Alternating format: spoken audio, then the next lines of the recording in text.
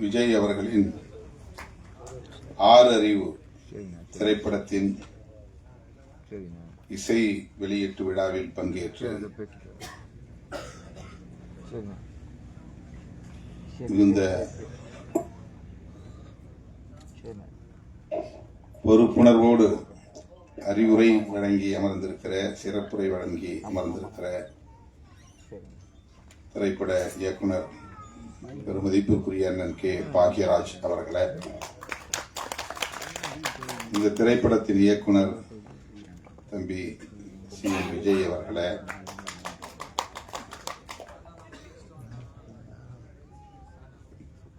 கதை நாயகன் தம்பி புரட்சி நாயகன் அம்பேத்கர் அவர்களை, ஒளிப்பதிவாளர் திருப்பதி அவர்களே, இசையமைப்பாளர் விஜய் அவர்களே, பட தொகுப்பாளர் வெற்றி சண்முகம் அவர்களே, பாடல் ஆசிரியர் பூ முத்துக்குமார் அவர்களே, மக்கள் தொடர்பாளர் கோவிந்தராஜ் அவர்களே, இணை தயாரிப்பாளர்கள் முருகன், சுடர் ஐயப்பன், இந்திரன், சிவரத்தினம் ஆகிய தோழர்களே, தயாரிப்பாளர் ஏவி ராஜாத்தி அவர்களே, நிகழ்வில் பங்கேற்று இதனை சிறப்பித்துக் கொண்டிருக்கிற ஆன்மீக சேவகர் திரு ஏ முருகன் அவர்களே, திரைப்பட இயக்குனர் பாரதி கண்ணன் அவர்களே,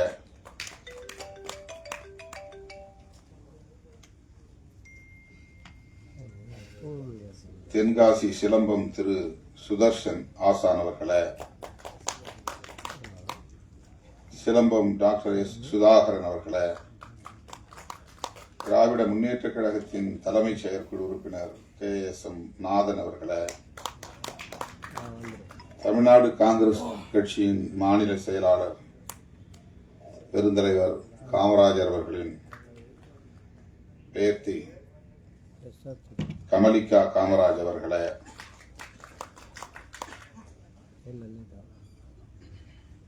இந்த திரைப்படத்தில் தோன்றியிருக்கும் நடிகை மதிப்பிற்குரிய தீபா அவர்களே, திரு ஹரிகிருஷ்ணன் அவர்களே, திரு நீலகண்டன் மணி அவர்களே,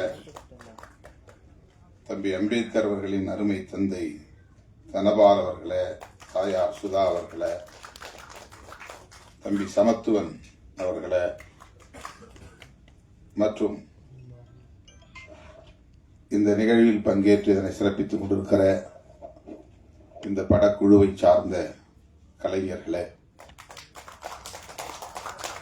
வருகை தந்துள்ள தமிழ் சொந்தங்களே, உங்கள் அனைவருக்கும் என்னுடைய பணிவார்ந்த வணக்கத்தை தெரிவித்துக் கொள்கிறேன். ஒரு மணி நேரம் நாம் தாமதமாக இந்த நிகழ்வை தொடங்கி இருக்கிறோம்.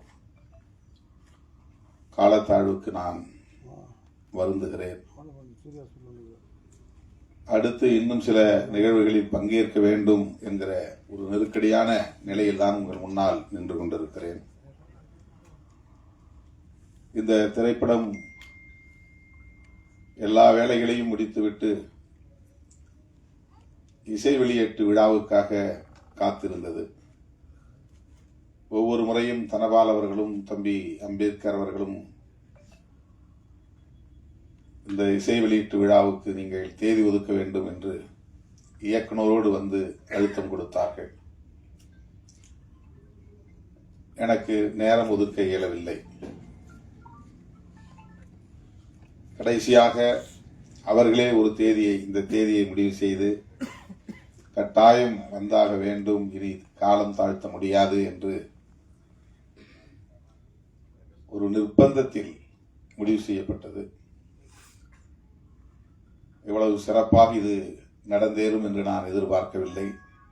மிகச் சிறப்பாக இது நடந்து கொண்டிருக்கிறது. இந்த நிகழ்வை நம்முடைய இயக்குனர் திலகம் புரட்சி தலைவர் எம்ஜிஆர் அவர்களின் கலை உலக வாரிசு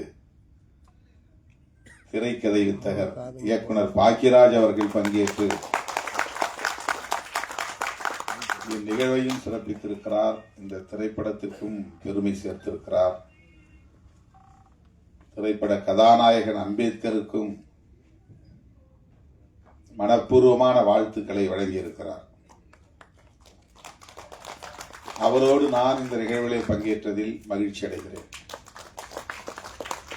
தீபா அவர்கள் சொன்னதைப் போல நாம் எல்லோரும் 70களில் 80களில் அவருடைய திரைப்படங்களை பார்ப்பதற்கு, அவருடைய திரைக்கதை அமைப்பை கண்டு வியப்பதற்கு, அவருடைய உரையாடல்களை ரசிப்பதற்கு போட்டி போட்டுக்கொண்டு திரையரங்குகளுக்கு ஓடிய காலம் அந்த காலம்.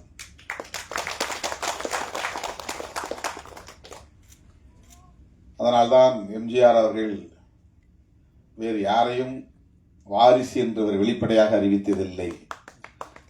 என்னுடைய வாரிசு, கலை உலக வாரிசு பாக்கியராஜ் என்று எம்ஜிஆர் அவர்கள் வெளிப்படையாக அறிவித்து அவரை உச்சி மோந்து பாராட்டியிருக்கிறார்.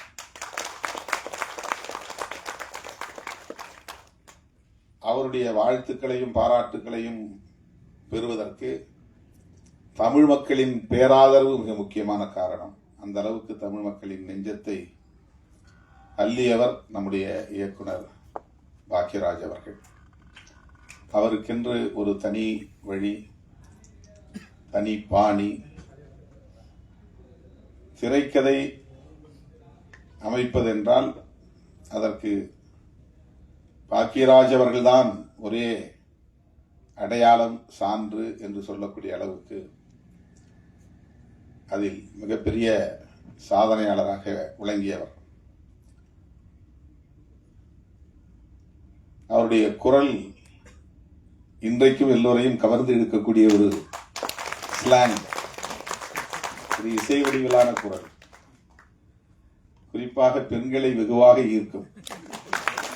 திரைப்படங்களில் ஒரு அப்பாவித்தனமாக எதுவுமே தெரியாத ஒரு அப்பாவி இளைஞரை போல ஒவ்வொரு படத்திலும் அவர் பேசுவது, பொருள் பொதிந்த உரையாடல்களை செய்வது, அறிவுரை வழங்குகிற காட்சிகளை அமைப்பது, முற்போக்கான சிந்தனைகளை நாம் எல்லோரும் இன்றைக்கு இயக்கங்களாக மாறி போராடி கொண்டிருக்கிற இந்த விவரங்களை எல்லாம் அன்றைக்கு எந்த இயக்கமும் அமைக்காமல் திரைக்களத்திலேயே போராடியவர். இந்த கருத்துக்களை பேசியவர், முற்போக்கு கருத்துக்களை பேசியவர். சாதி வேண்டாம், சகோதரத்துவம் வேண்டும், நாம் எல்லோரும் ஒன்று, சமத்துவம் என்கிற அந்த கருத்துக்களை அந்த குடும்ப கதை அமைப்பிலேயே கொண்டு வரக்கூடிய அளவுக்கான வல்லமை பெற்றவர். இன்றைக்கும் அதே நிலைப்பாட்டில் உறுதியாக இருக்கிறார். அவருடைய தோற்றம் கூட இன்னும் மாறவில்லை. அப்படியே இளமை ஊஞ்சலாடுகிறது என்று சொல்லக்கூடிய அளவுக்கு அதை அப்படியே அவர் மெயின்டைன் செய்கிறார். அந்த குரல், அந்த கருத்து, அந்த பார்வை அனைத்தும் இந்த தலைமுறையையும் கவரக்கூடிய வகையிலே அமைந்திருக்கிறது. அந்த வகையிலே அவர் இந்த நிகழ்வில் பங்கேற்றது நமக்கு அனைவருக்கும் பெருமை, மகிழ்ச்சி. அவர் சொன்னதைப் போல இயக்குனர் விஜய் அவர்களும் தம்பி கதாநாயகன் அம்பேத்கர் அவர்களும் தங்களை செம்மைப்படுத்திக் கொள்ள, செழுமைப்படுத்திக் கொள்ள, பக்குவப்படுத்திக் கொள்ள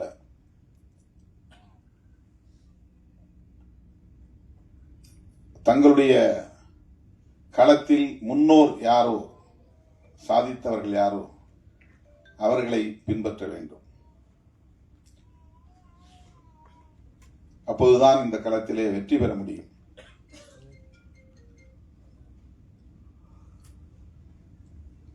அவர் மிக சுருக்கம், நேரத்தின் அருமை கருதி சுருக்கமாக சொன்னார். ஆனால் அதில் மிக ஆழமான கருத்துக்கள் அடங்கி இருக்கின்றன. விஜய் அவர்கள் இந்த திரைப்படத்திற்கு 6 அறிவு என்று பெயர் சூட்டியிருக்கிறார். அதற்கான விளக்கத்தை அவர் நமக்கு முழுதாக வழங்கவில்லை. 2 கேள்விகளை நான் எழுப்புவேன், அதற்கு நீங்கள் விடை சொல்லுங்கள் பார்ப்போம் என்று ஒரு புதிரோடு முடித்திருக்கிறார். ஆனால் கேள்வியை நம் முன்னால் வைக்கவில்லை.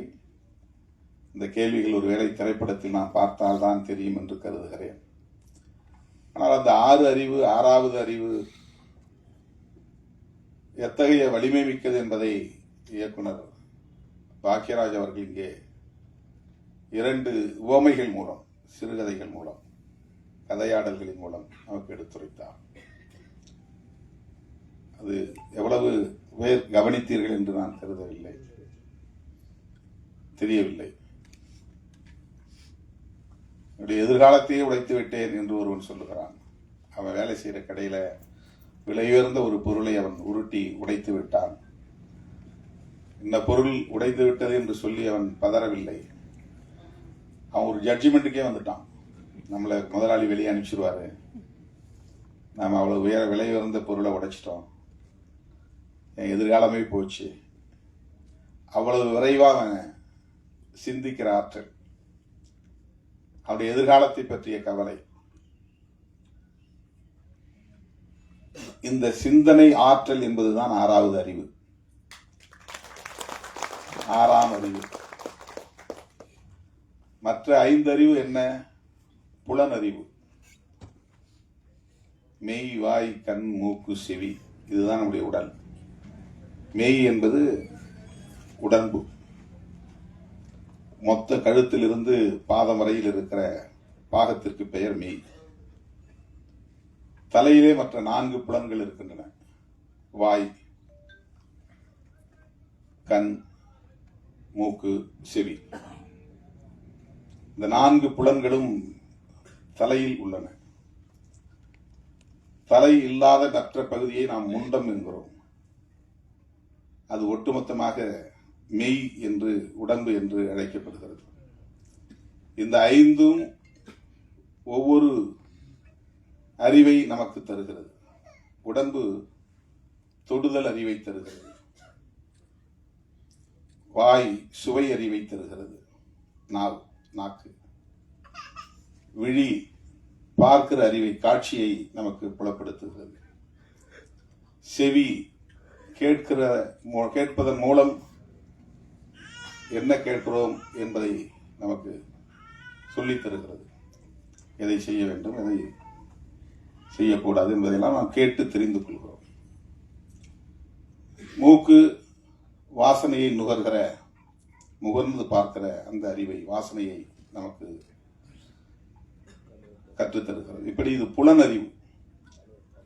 இந்த புலனறிவுகள் 5ம் தொகுக்க பெற்று அதிலிருந்து கற்றுக்கொள்கிற அறிவுதான் 6வது அறிவு.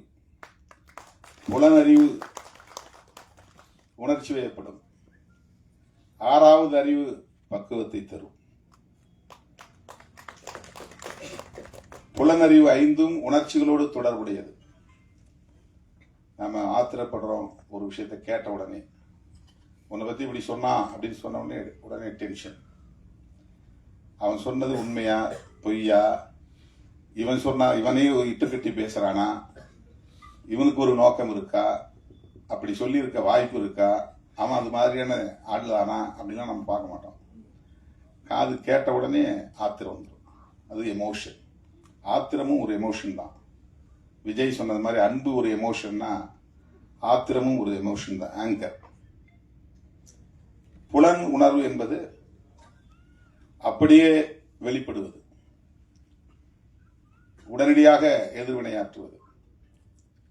இந்த புலன் உணர்வுகளை, புலன் அறிவை உள்வாங்கிக் கொண்டு அதில் எது சரி, எது தவறு, எது உண்மை, எது பொய், எது நல்லது, எது கெட்டது, எது இப்போதைக்கு வெளிப்படுத்த வேண்டியது, எது எப்போது வெளிப்படுத்தப்பட வேண்டியது, எதை எப்படி வெளிப்படுத்துவது, எதை யார் முன்னால் வெளிப்படுத்துவது, எதை மறைத்து வைக்க வேண்டும், எதை மறைக்காமல் சொல்ல வேண்டும் என்பனவற்றையெல்லாம் உணர்ந்து தொகுத்து வடிகட்டி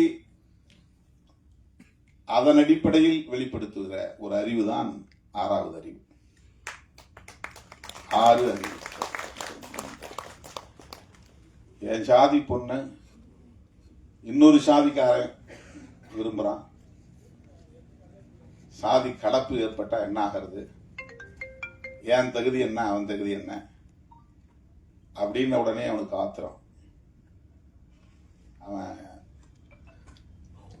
அவனுக்கு எந்த தகுதியும் இல்லை, அவனை அழித்து ஒழிக்கணும், அவனை வெட்டி சாய்க்கணும்.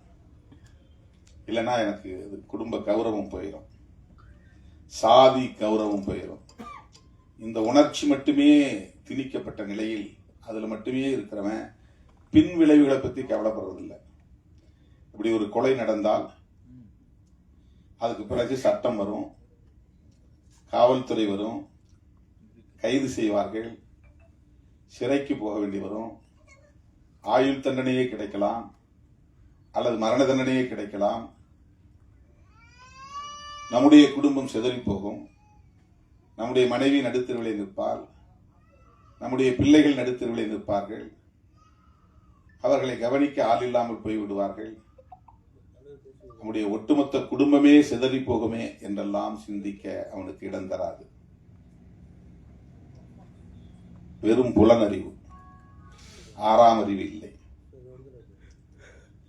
தன்னை சுற்றி 360 டிகிரியிலும்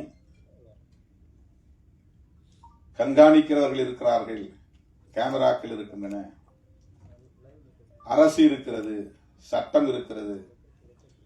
நாம் விரும்பினாலும் விரும்பாவிட்டாலும் சட்டம் தன் கடமையை செய்யும். அதிலிருந்து தப்ப முடியாது. அமைதியான குடும்பம் சிதறி போகும். இதையெல்லாம் சிந்திக்க மூளைக்கு நேரம் கொடுப்பதில்லை. சிந்திக்கிற ஆற்றல் எல்லா மனுஷனுக்கும் உண்டு, அதனால்தான் எல்லாருக்குமே மூளை இருக்கிறது. ஆனால் சிந்திக்க நாம் மூளைக்கு வாய்ப்பு தருவதில்லை, உணர்ச்சிக்கு வாய்ப்பை தந்து விடுகிறோம்.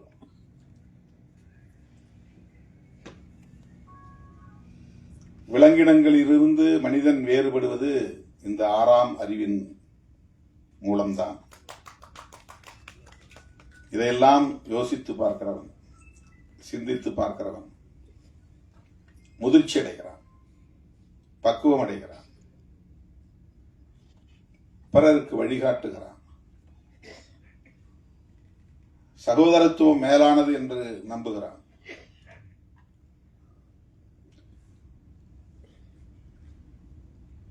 ஜாதி ஜாதி ஜாதி என்பது நாம் பிறப்பதற்கு முன்பிருந்தே விவாதிக்கப்படுகிற ஒன்றாக இருக்கிறது. உலகத்தில் வேறு எந்த நாட்டிலும் இந்த சமூக கட்டமைப்பு இல்லை, எந்த மதத்திலும் இந்த வடிவமைப்பு இல்லை. சாதி அடிப்படையில் உறவுகளை தீர்மானிப்பது, மன வாழ்க்கையை தீர்மானிப்பது என்கிற ஒரு வாழ்வியல் உலகத்தில் வேறு எந்த சமூகத்திலும் இல்லை. தமிழனாகவும் இவனால் ஒன்று சேர முடியவில்லை, இந்தியனாகவும் இவனால் ஒன்று சேர முடியவில்லை, பாட்டாளியாகவும் இவனால் ஒன்று சேர முடியவில்லை. ஒரே சாதிக்குள் ஒரு சகோதரத்துவமும் மலர்வதற்கு வாய்ப்பில்லை என்கிற நிலையை எது ஏற்படுத்தி இருக்கிறது என்றால் சாதிதான்.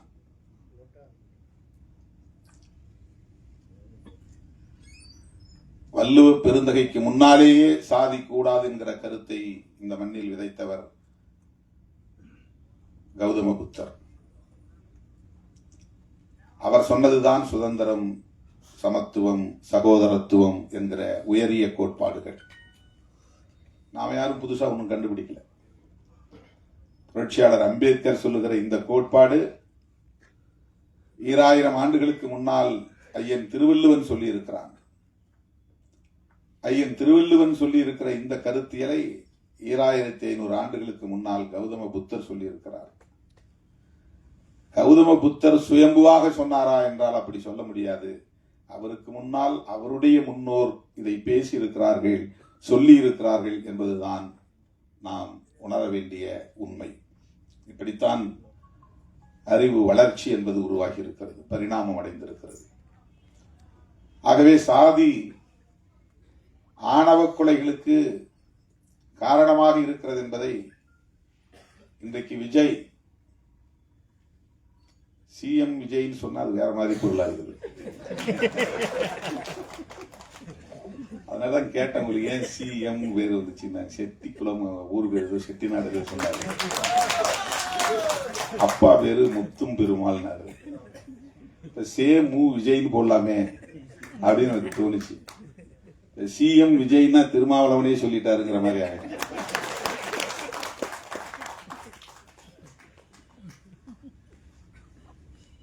அவர் இன்னைக்கு ஆணவ கொலையை பற்றி பேசுறாருன்னா, இதுக்கு முன்னால யாருமே பேசலையான்னா எல்லாம் பேசிருக்காங்க.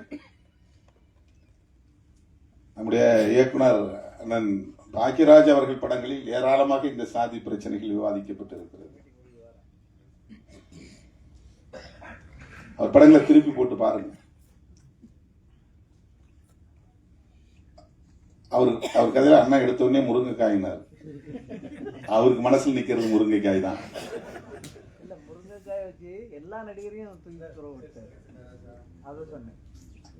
அது ஒரு உத்தி, அவ்வளவுதான். ஆனா அவர் அந்த படத்துல சொல்லி இருக்கிற செய்திகள் ஏராளம், ஒவ்வொரு படத்திலுமே. அப்போ இந்த சாதி அமைப்பு கூடாது அப்படிங்கிற கருத்தை நாம புதுசா பேசல, திருமாவளவன் பேசல.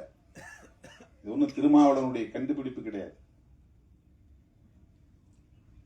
சில பேர் அப்படி ஒரு தோற்றத்தை உருவாக்குகிறார்கள். இவன் வந்த பிறகுதான் எல்லாம் ஜீன்ஸ் போடுறாங்க, டிஷர்ட் போடுறாங்க, கூலிங் கிளாஸ் கண்ணாடி போடுறாங்க, பஸ் ஸ்டாண்டில் நிற்கிறாங்க, நம்ம பிள்ளைங்களை மயக்கிறாங்க. இதெல்லாம் அரசியலுக்காக பேசுவது. டிஷர்ட் போட்டால் பெண்கள் மயங்கிடுவாங்களா? கூலிங் கிளாஸ் போட்டால் பெண்கள் மயங்கிடுவாங்களா? ஜீன்ஸ் போட்டு பேண்ட் போட்டால் உடனே பெண்கள் அங்கே பின்னாலே போயிடுவாங்களா? இது பெண்களையே குறைத்து மதிப்பிடுகிற ஒரு விமர்சனம். அது இப்படி அல்ல. காதலுக்கு எந்த வரம்பும் இல்லை. அது ஒரு உயரிய உணர்வு, தூய்மையான உணர்வு. அதை எந்த சக்தியாலும் கட்டுப்படுத்த முடியாது. நீ எத்தனை கொலைகளை பண்ணாலும் காதலை உன்னால ஒன்றும் பண்ண முடியாது. நீ வேணா உள்ள போலாம், ஜெயில கிடக்கலாம், அவ்வளவுதான். அதுதான் எதிர்வினை. ஒரு உயிரை நீ பறிக்கலாம், நீ ஜெயிலுக்கு போய் கிடக்கலாம், அவ்வளவுதான் நடக்கும். மதுரை வீரன் காலத்திலிருந்தே புராண காலத்துல மதுரை வீரன் கதையே அப்படிதான் நடந்திருக்குது. சாதி விட்டு சாதி. காத்தவராயன் கதையே அப்படிதான் நடந்திருக்குது. காத்தவராயன் ஆரியமாலா கதைன்னு நினைக்கிறேன். நிறைய கதைகள் அப்படி இருக்கு. நிறைய குலதெய்வ கதைகளை போனீங்கன்னா நிறைய சாதி விட்டு சாதி திருமணம் செஞ்சு அதனால படுகொலை செய்யப்பட்டு அப்படி கொல்லப்பட்டவர்களையே அம்மனா வழிபடுறாங்க, இல்லைன்னா ஐயனா வழிபடுறாங்க. ஐயனார், ஐயன், இதுதான் குலதெய்வங்கள். குலதெய்வங்கள்ங்கிறது சிவன் மகாவிஷ்ணு மாதிரியான கதைகளை கொண்டது கிடையாது. நம்மோடு வாழ்ந்தவர்கள் மடிந்திருப்பார்கள். அவர்கள் நமக்கு முன்னோர்களாக பாதுகாவலர்களாக இருந்திருப்பார்கள். அவர்கள் அந்த நமக்காக நம்முடைய குலத்தை காப்பதற்காக ஆயுதம் ஏந்தி இருப்பார்கள், வெட்டுப்பட்டு இருப்பார்கள், களத்திலே பலியாகி இருப்பார்கள். அவர்களை நினைவு கூர்ந்து நடுகள் நட்டு அவர்களை வழிபாடு செய்கிற ஒரு முறைதான் குலதெய்வ முறை, வழிபாட்டு முறையாக மாறி இருக்கிறது. அப்படி நிறைய தரவுகள் உண்டு. இப்ப நாமெல்லாம் பெருந்தெய்வங்களை கும்புற வழக்கம் நமக்கு கிடையாது. ஊருக்கெல்லாம் போயினா முனியாண்டி, கருப்புசாமி, மாயவன், இப்படிதான் சாமி. இதெல்லாம் யாருன்னா நம்முடைய முன்னோர். அவங்களுக்கு இருந்த பேர். அவங்களுக்கு சாராயம் வச்சு படைப்பாங்க, கறி வச்சு கிடா வெட்டி கறி சமைச்சு படைப்பாங்க. இதெல்லாம் நம்முடைய வாழ்வியலில் இருந்த முக்கியமான கூறுகள். சாதி அடிப்படையிலான படுகொலைகள் நடந்து அந்த படுகொலைகளால் தியாகம் செய்த அவர்கள் எல்லாம் கடவுளாக்கப்பட்டிருக்கிறார்கள், நடுகளாக்கப்பட்டிருக்கிறார்கள். நடந்தது. இப்ப என்ன அதுல இருந்து தெரிய வருதுன்னா, இந்த சாதி அடிப்படையில சாதி விட்டு சாதி திருமணம் பண்ணக்கூடாது, கலப்பு திருமணம் பண்ணக்கூடாது அப்படிங்கிற கருத்து இன்னைக்கு நேற்றுக்குள்ள ரொம்ப காலமா இருக்கு. காதல் ரொம்ப காலமா மனிதன் தோன்றிய காலத்தில் இருந்து இருக்கு. காதலுக்கு எதிர்ப்பும் அந்த காலத்தில் இருந்து இருக்கு. காதலின் பெயரால் சாதி விட்டு சாதி திருமணம் நடந்தால் ஆணவ கொலைகள், அது இங்கிலீஷ்ல ஹானர் கில்லிங்கிறான். ஹானர் கில்லிங்னா கௌரவ கொலை. அதுல என்ன கௌரவம் இருக்குது? அது ஆணவம் தான். அது அதனாலதான் ஆணவ கொலைன்னு இப்ப நம்ம புதுசா அழைக்கிறோம். அதுல என்ன கௌரவம் இருக்கு? பெற்ற பிள்ளையை 10 மாதம் சுமந்த பிள்ளையை பாலூட்டி சீராட்டி வளர்த்த பிள்ளையை கொஞ்சி குழவிய பிள்ளையை ஈவிரக்கமில்லாமல் வெட்டி சாய்க்கிற அளவுக்கு மூர்க்கம் வருகிறது என்றால் அது சாதியின் பெயரால் ஏற்படுகிற பித்துக்குளித்தனம். அது சாதி அவன் கண்ணை மறைக்குது, மூளையை செயல்பட விடாம தடுக்குது. ஆகவே அந்த ஆணவ கொலைகள் காலம் காலமாக சமூகத்திலே இருந்து கொண்டே இருப்பதை நாம் பார்க்கிறோம். அதை அவ்வப்போது பலர் கண்டித்திருக்கிறார்கள், அதை எதிர்த்திருக்கிறார்கள், போராடி இருக்கிறார்கள். அந்த வரிசையில தான் நம்ம பெரியாரையும் அம்பேத்கரையும் பார்க்கிறோம். இது எப்பதான் தீர்வு வரும்? இதுக்கெல்லாம் ஒரு குறிப்பிட்ட காலக்கெடு நம்ம சொல்ல முடியாது, ஒரு டியூரேஷன் சொல்ல முடியாது. பசிக்குது, சோறாக்கணும் அப்படின்னா 1/2 hourல சமைச்சிடலாம், ஒரு டைம் சொல்லணும். 1/2 hourல உட்காருங்க, நான் சமைச்சு கொடுத்துட்றேன் அப்படின்னு டைம் சொல்ல முடியும், ஒரு கெடு சொல்ல முடியும். நான் இங்கிருந்து டெல்லிக்கு போகணும், அவங்க யாரோ ஒருத்தரை பார்க்கணும் அப்படின்னா அதுக்கு என்ன டைம்? ட்ரெயினில் போனால் இத்தனை மணி நேரம் ஆகும், 24 மணி நேரம் ஆகும். ஃப்ளைட்டில் போனால் 2.25 மணி நேரம் ஆகும், ஒரு டைம் சொல்லிடலாம். சாதி பிரச்சனைகளுக்கு தீர்வு காண்பதற்கு ஒரு டைம் லைன் சொல்ல முடியாது, டைம் ஃப்ரேம் சொல்ல முடியாது, காலக்கெடு சொல்ல முடியாது. புத்தர் தோன்றினார், இட்டார் பெரியோர் இடாதார் இடிகுலத்தோர் என்று 2 சாதி தான் இருக்கிறது, சாதிகள் 2 ஒழிய வேறில்லை என்று சொன்ன அவ்வை பாட்டி சொன்னார். ஆண் சாதி பெண் சாதி ஆக 2 சாதி, வீண் சாதி மற்ற எல்லாம் என்ற சித்தர்கள் சொன்னார்கள். சாதி வேற ஒன்றும் இல்லைப்பா, சாதி ஆண் சாதி பெண் சாதி அவ்வளவுதான், மற்றதெல்லாம் வீண். பரப்புக்கும் எல்லா உயிர்க்கும் ஐயன் திருவள்ளுவன் சொன்னான், எல்லாம் பறக்கலாம், ஒரே மாதிரி தான் பறக்கிறோம். பறக்கிறதுல என்ன பெரிய வேறுபாடு இருக்கு? உயர்ந்தவன் வேற மாதிரி பறக்கிறான், தாழ்ந்தவன் வேற மாதிரி பறக்கிறானா? இல்ல. ஆணும் பெண்ணும் இணைந்து கரு உற்பத்தியாகி 10 மாதம் கற்ப பையிலே வளர்ந்து கருவறையிலே வளர்ந்து அதன் பிறகு அவன் குழந்தையாக பிரசவம் ஆகிறான், அவ்வளவுதான். இதுதான் எல்லா உயிரினங்களுக்கும், மனிதனுக்கும். பரப்போக்கும் எல்லா உயிர்க்கும் ஐயன் திருவள்ளுவன் சொன்னார். அந்த வரிசை ஒட்டித்தான் மகாத்மா பூலே, கேரளாவிலே நாராயண குரு. ஏன் பல மதங்கள் பல சாதிகள், எல்லா மதமும் ஒண்ணுதான், எல்லா சாதியும் ஒண்ணுதான் சொன்னவர் நாராயண குரு. சாமித்தோப்பு அடிகளார் ஐயா ஆல பிரஜாபதி அடிகளார், அவருடைய முப்பாட்டனுக்கு முப்பாட்டன் அவர் தான் வைகுண்டர். 150 வருஷங்களுக்கு முன்னால ஏதரா சாதி, எங்க சாதி இருக்குன்னு அவர் ஒரு கிணற தோண்டி, 10 சமத்துவ கிணறு ஒரு கிணற தோண்டி 18 கிராமங்கள்ல இருந்த மக்கள் எல்லா சாதியும் ஒரே இடத்துல உட்கார சொல்லி அதுல வாளியில தண்ணி அள்ளி எல்லாம் ஒரே இடத்துல குளிச்சிருக்கிறாங்க. அந்த தண்ணியை அள்ளி ஒரே வாளியில தண்ணி எடுத்து குடிச்சிருக்கிறாங்க. குடிக்க வச்சவர் யாருன்னா வைகுண்டர். பரப்பாள எவனும் உயர்ந்தவன் இல்லை தாழ்ந்தவன் இல்லை. நான் திருமாவளவன் சொல்றேன்னு நினைச்சிட்டு இருக்கிறான். வைகுண்டர் சொன்னார, வைகுண்டரை உங்களால எதிர்க்க முடியுமா? வைகுண்டர் சொன்னதுதான் நான் சொல்றேன், நாராயணகுரு சொன்னதுதான் நாம பேசுறோம், அவ்வளவுதான். நம்ம புதுசா ஒன்றும் கண்டுபிடிக்கல, எதையும் பேசல. அவங்களுக்கு பின்னால தோன்றியவர்கள் தான் பெரியார், அம்பேத்கர்லாம். இவங்களுக்கு மூத்தவர் வைகுண்டர், சமகாலத்தவர் ஐயா நாராயணகுரு. அதே காலத்து தலைவர் பசவண்ணா, அவரும் 150 வருஷத்துக்கு முன்னால 200 வருஷத்துக்கு முன்னால நினைக்கிறேன், 12ஆம் நூற்றாண்டு. அவர் கிட்டத்தட்ட 800 வருஷத்துக்கு முன்னால அவர் சாதி பரப்பின் அடிப்படையில் சாதி இல்லைன்னு எதிர்த்து போரிட்டவர் தான். இன்னைக்கு அவரை பின்பற்றவங்க சாதியை கடைபிடிக்கிறாங்க, அது வேற விஷயம். ரொம்ப அருமையா ஒரு விஷயத்தை சொன்னார். புத்தர், நபிகள் நாயகம், இயேசு பெருமான், இந்த 3 மாமனிதர்களும் மனிதநேயமே உலகின் தலை சிறந்த கொள்கை என்றுதான் சொல்லி இருக்கிறார்கள். ஆனா அவரை பின்பற்றதான் உலகத்துல எல்லா நாடுகளும் இருக்கிறான், எல்லாம் கத்தியை தூக்கிட்டு நிக்கிறான், அருவாளை தூக்கிட்டு நிக்கிறான். அதுதான் வீரம் சொல்றான். பௌத்தத்தை ஏற்றுக்கொண்டவனும் வன்முறையில் ஈடுபடுகிறான், படுகொலையில் ஈடுபடுகிறான். அதுக்கு சிங்களமே ஒரு சாட்சி. ஈழத்தமிழர்களை படுகொலை செய்யக்கூடிய அத்தனை பேரும் பௌத்தர்கள் தான். அவன் உண்மையிலேயே பௌத்தத்தை உள்வாங்கி இருந்தான்னா மனிதநேயம் தான் அவன் மேலோங்கி இருக்கும், தமிழர்கள் அவன் கொள்ள மாட்டான். நீ தனியா வாழணும்னு நினைக்கிறியா, வாழ்ந்துட்டு போ. உனக்கு ஒரு நாடு வேணுமா, வச்சுக்கோ சொல்லிட்டு போயிருப்பான். உன்னாக நம்ம எல்லாம் சகோதரர்களா வாழ்வோம். ஆனா அவன் பௌத்தத்தை உள்வாங்கினானே தவிர புத்தர் சொன்னதை பின்பற்றவில்லை. ஒரு கன்னத்தில் அடித்தால் மறு கன்னத்தை காட்டு, எவனையும் நீ வன்முறைக்கு போகாதே, வன்முறையில் ஈடுபடாதே என்று சொன்னார் இயேசு பெருமான். ஆனா கிறிஸ்தவ நாடுகள், பல நாடுகளில் எவ்வளவு சிலுவை போர், எவ்வளவு பெரிய யுத்தங்கள்லாம் நடந்திருக்குது, எவ்வளவு லட்சக்கணக்கான மக்கள் கொல்லப்பட்டிருக்கிறார்கள் இயேசுவின் பெயரால். நபிகள் நாயகம் அவர் சொன்னது மனிதநேயம் தான். உலகின் தலை சிறந்த கொள்கை மனிதநேயம். நாம் யாரும் அதை பின்பற்றதில்லை. சுதந்திரம், சகோதரத்துவம், சமத்துவம், இதுதான் மதம் சொன்ன உண்மையான கோட்பாடுகள். இதுதான். ஆனால் நம்ம அதெல்லாம் விட்டுட்டோம்.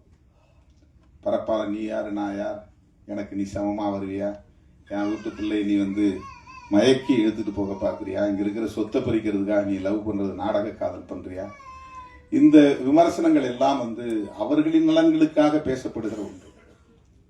காதல் என்கிற உணர்வுகளை கொச்சைப்படுத்துகிற ஒரு முயற்சி. அதை ஒரு கருப்பொருளாக கொண்டு ஆணவ கொலையை தடுக்க வேண்டும் என்கிற அடிப்படையில் படம் இன்னும் நம்ம முழுமையா பார்க்கல.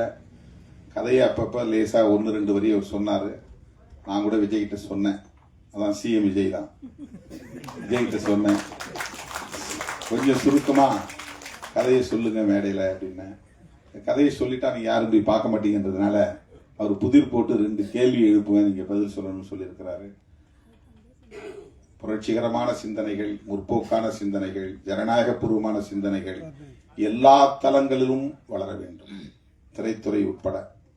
நிறைய பேர் இதுக்குள்ளேயும் சாதி பெருமை பேசுறவர்கள் கிளம்பிட்டாங்க.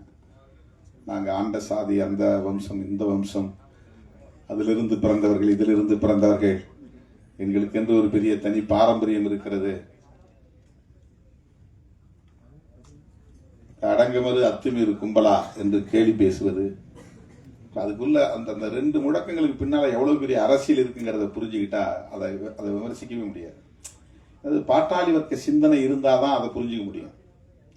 உழைக்கும் மக்களுடைய நலன்களை பற்றிய அக்கறை இருந்தால்தான் அடங்கமறு அத்துமீறு திமிரி எழு திருப்பி அடி இது வன்முறைகளை தூண்டுவதல்ல, வன்முறைகளை எதிர்த்து நிற்கிற டிஃபென்சிவ் ஸ்லோகன்.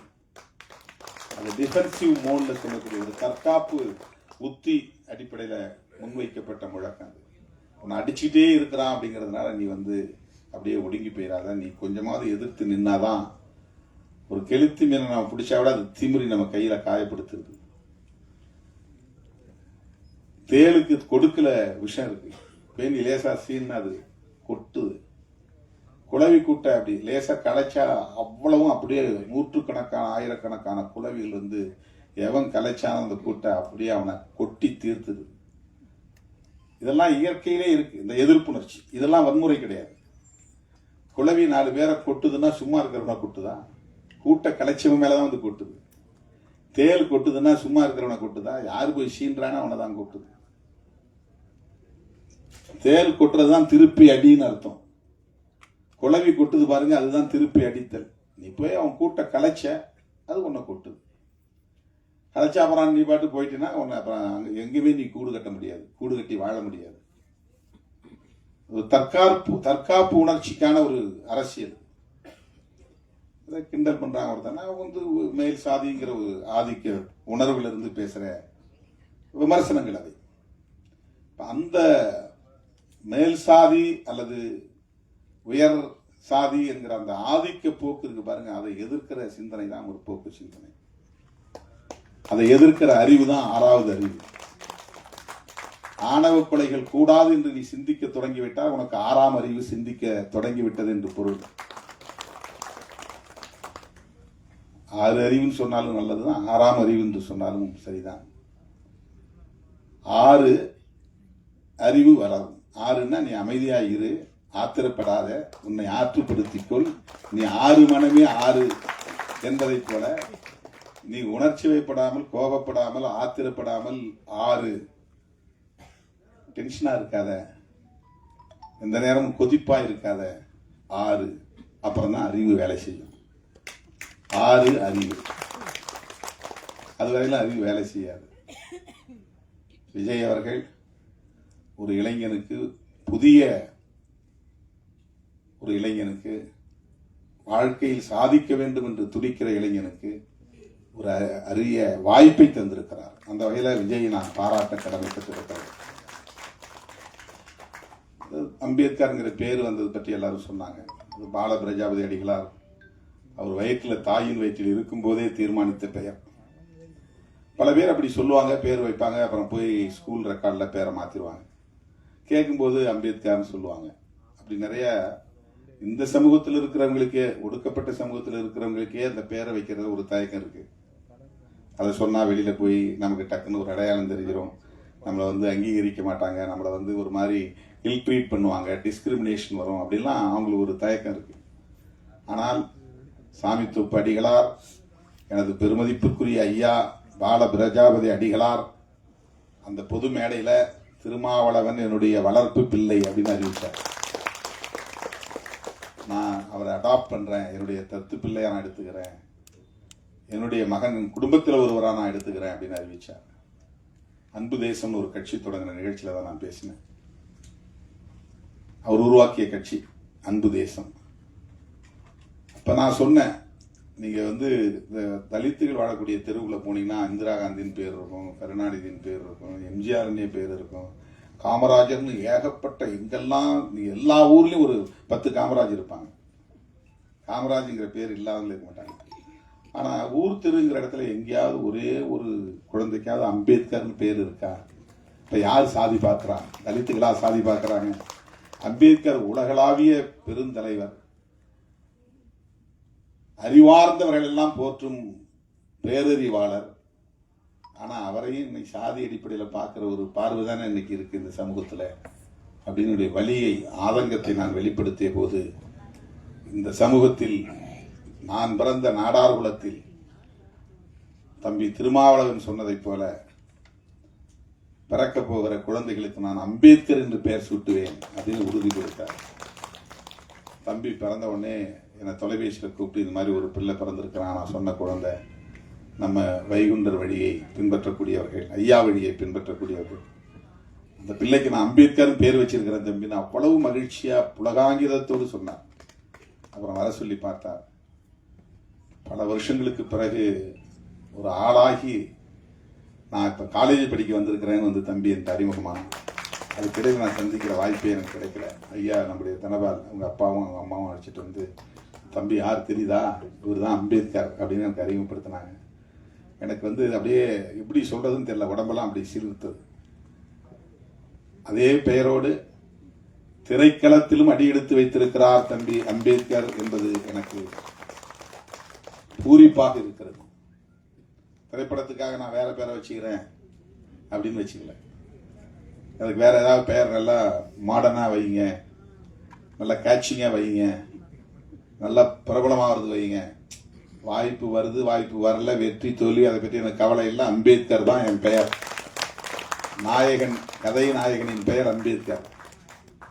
அதுக்கு அந்த தம்பிக்கும் ஒரு துணிச்சல் வேண்டும், இயக்குனருக்கும் ஒரு துணிச்சல் வேண்டும். அந்த துணிச்சல் இருவருக்குமே இருக்கிறது என்பதை எண்ணி நான் பெருமைப்படுகிறேன். அவர்கள் இந்த திரைக்களத்தில் சாதனைகள் பல படைக்க என்னுடைய நெஞ்சார்ந்த வாழ்த்துக்களை தெரிவித்து இந்த வாய்ப்புக்கு நன்றி கூறி முடிக்கிறேன். நன்றி, வணக்கம்.